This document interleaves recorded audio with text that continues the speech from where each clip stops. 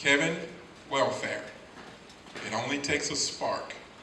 It only takes a spark. Kevin, welfare.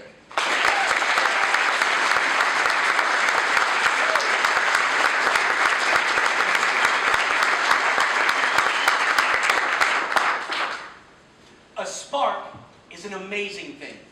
So small and seemingly insignificant, yet it is the launching point for every major shift since the world began.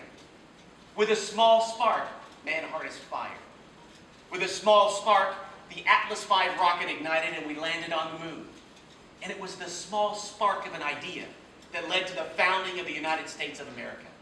Mr. Toastmaster, fellow Toastmasters and guests, I have a friend and colleague named Janet. Janet is a spark. Whenever my fire for work begins to burn low, I need only visit with Janet and her spark reignites me.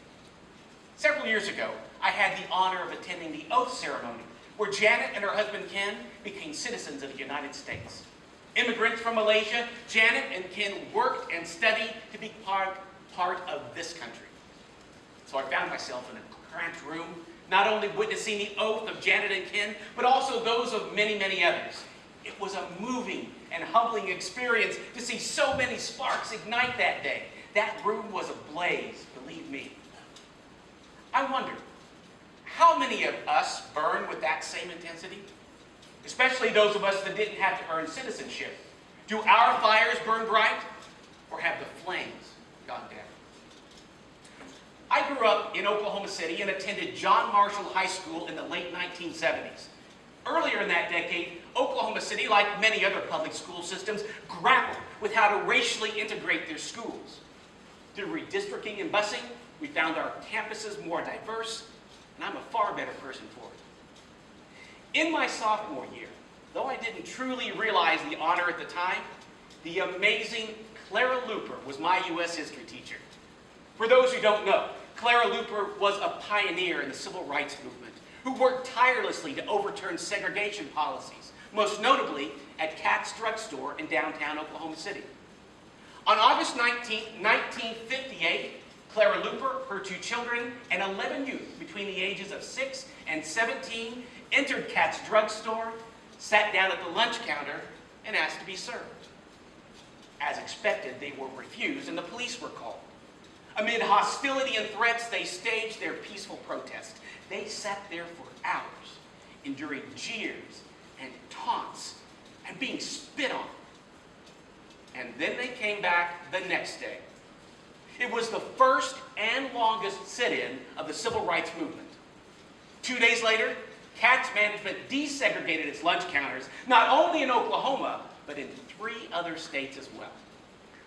Now, during my high school years, we didn't have African American History Month. Instead, we had Black History Week. What it really amounted to were a few announcements and an assembly. Now, as I mentioned, Mrs. Luper was my history teacher, so she told our class that during the assembly, that we would put on a play depicting Rosa Parks' refusal to sit at the back of the bus, and she asked me to play the owner of the bus company. Well, I was all in because it was, after all, a juicy role. That is, until I realized in my dialogue I was supposed to use that most derogatory term, the N-word. I was a short, white drama kid. And I really didn't need the added threat of violence to my already tenuous high school experience. So as I approached Mrs. Luper to tell her, hey, I simply couldn't say that, she looked firmly at me and she said, Mr. Welfare, you have to say it. You have to say it because it's the truth. And we must always hear the truth. So on the day of the performance, in front of a packed auditorium of fellow John Marshall Bears, who were mostly African American, I said it. As you can imagine, it didn't go over too well. However, at the end, Mrs. Luper came around the curtain and delivered an inspiring talk, not just about Rosa Parks' actions, but about the importance of never watering down the facts lest they change the meaning of the events. Clara Luper was a spark both nationally and in my own life. But clearly, the work is not done. And lately, it seems that the flames of change are burning really, really low. Recently, I was in Washington, D.C. in the Peeps store. You know Peeps, right? Those marshmallow chicks and bunnies covered with brightly colored sugar crystals. In the store, I spotted a t-shirt with rows of different colors and kinds of Peeps on it with a saying beneath, "Inside, we're all the same." And it struck me what an amazingly true statement that is. And it ignited a spark in me. So now what? You see, the trouble with fire created from sparks is that when left unattended, they have a habit of burning down. If all we do is gather around the flame and take in the warmth without ever offering anything in the way of maintenance, they have a tendency to die down or die out altogether. And we have a tendency to move on. But that fire was really important. So how do we keep the flames from being extinguished? I think the answer is rather simple. Add more sparks. You see, more sparks not only help a fire grow, but spread.